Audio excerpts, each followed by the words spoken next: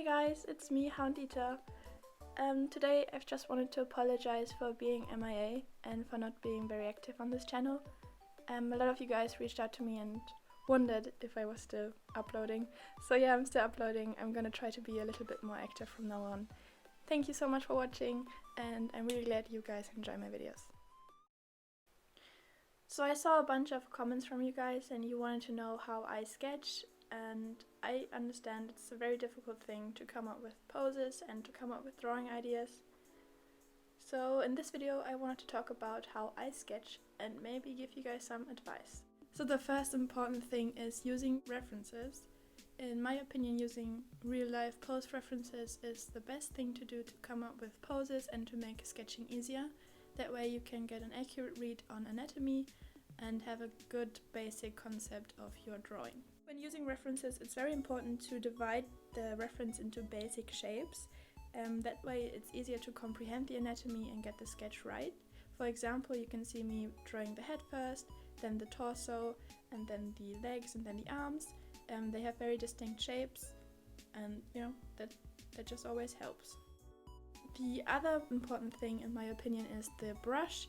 I always use a full opacity brush with no tapering edges. That way I can have kind of hard lines and I can spot mistakes easier. Having a brush that changes opacity with pressure or has tapering edges makes it very difficult to kind of get the shapes correct and get an accurate copy of the reference down, in my opinion. So using a brush that's full opacity and doesn't taper off is very important. The next thing I do is I do a lot of sketches before I start with the line art. I've seen some very talented and experienced artists only use one sketch layer. I don't really do that. I always have like a minimum of 3 sketch layers. The first sketch layer is always very basic, the basic anatomy, the very basic shapes of the reference and of the pose I want to do. Then the second layer I always refine my sketch and stylize the anatomy because I like doing my own thing. I don't really like drawing realistic at all. So in the second sketch I always refine my anatomy and refine the aspects I want to accentuate, like the face. My eyes are always a lot bigger, my legs are longer, and my hands are always kind of chubby. I always work from big to small, which means that I always do the general shapes and then go into details later. I think it gives an advantage in the fact that you can kind of have a clearer overview of what you're drawing. It's really easy to get lost in small details. Another thing that a lot of artists don't really talk about, I don't really hear it a lot, is I use the transform tool religiously, especially the distort and warp tool.